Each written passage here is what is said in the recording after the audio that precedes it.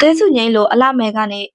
တဲစုငိမ့်လိုအလှမဲကကုန်းမောင်မင်းဆက်စကားထဲမှာမပါဝင်ပဲပေါ်ကားတွေမှာပါဝင်နေလို့ပရိသတ်တွေကတော့ဝေဖန်ခြင်းခံခဲ့ကြပါတယ်ပရိသတ်တွေအားလုံးရဲ့ချက်တော်တဲစုငိမ့်ကတော့မြန်မာတိုင်းနိုင်ငံလုံးအတိုင်းအတာနဲ့ပရိသတ်တွေအားလုံးက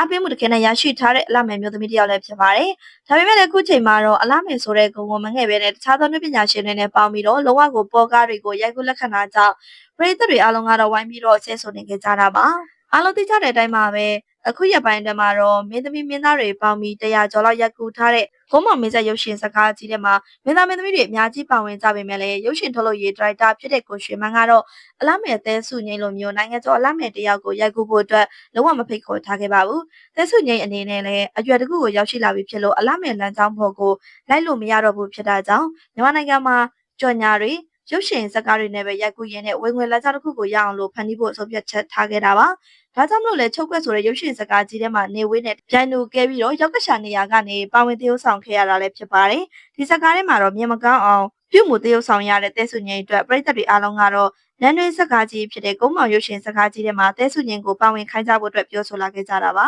။မြန်မာရုပ်ရှင်လောကမှာရုပ်ရှင်တကားကိုတိတ်တထောင်မရရင်မရိုက်ဘူးဆိုတဲ့မင်းသမီး3ယောက်နံပါတ်3မိုးဟေကိုအနုပညာလောကထဲမှာအနုပညာတန်ကြေးကြီးဆုံးမင်းသမီးတစ်လကတော့တည်ငြိမ်ရင့်ကျက်တဲ့အလှတရားတွေနဲ့မိုးဟေကိုပဲဖြစ်ပါတယ်။အလုံးသိကြတဲ့အတိုင်းမှာပဲခုချိန်မှာတော့မိုးဟေကိုကတော့အောင်မြင်တဲ့ထိပ်တန်းစီးပွားရေးလုပ်ငန်းရှင်မတစ်ယောက်ဖြစ်နေခဲ့ပါတယ်။ဒါကြောင့်မလို့လဲလာ9သမတ်ရုပ်ရှင်စကားတိုင်းကိုလက်မခံဘဲနဲ့ကိုနဲ့လိုက်တဲ့ character ကိုပဲရွေးချယ်သရုပ်ဆောင်ခဲ့တာပါ။ဒါကြောင့်မလို့လဲမိုးဟေကိုနဲ့ပတ်သက်ပြီးတော့အလုပ်လုပ်ရဖို့အတွက်စကားရိုက်ကူခွင့်ရရှိဖို့အတွက်တော်လေးကိုမှခရင်လာပါတယ်။ဒါကြောင့်မလို့လဲမိုးဟေကိုရဲ့အနုပညာကြီးကတော့မြင့်တက်နေခဲ့တာပါ။လက်ပဲနှစ်ဖွေးဖွေးအနုပညာလောကမှာအနုပညာကြီးအမြင့်ဆုံးနဲ့မြန်မာရုပ်ရှင်လောကကိုအပိုင်နိုင်ဆုံးထားသူကတော့ဖွေးဖွေးပဲဖြစ်ပါတယ်။ဒါကလည်းဖွေးဖွေးဟာတော့အနုပညာလုပ်တွေကို9နှစ်တာနားခဲ့တဲ့ပြီးယခုကမှတော့ရုပ်ရှင်စကားတွေကိုငွေရရင်ပြီးရောမဟုတ်ပဲနဲ့တေချာလေးကိုရိုက်ကူးနေတာကြောင့်ပါ။ဒါပြင်မှာတော့ငကိုတွေကဖွေးဖွေးကတော့သူမရဲ့သရုပ်ဆောင်မှုတွေနဲ့စကားတွေကိုအောင်မြင်မှုရရှိအောင်ထိသရုပ်ဆောင်နိုင်ခဲ့တာလည်းဖြစ်ပါတယ်။ဒါပြင်မှာတော့တနိုင်ငံလုံးက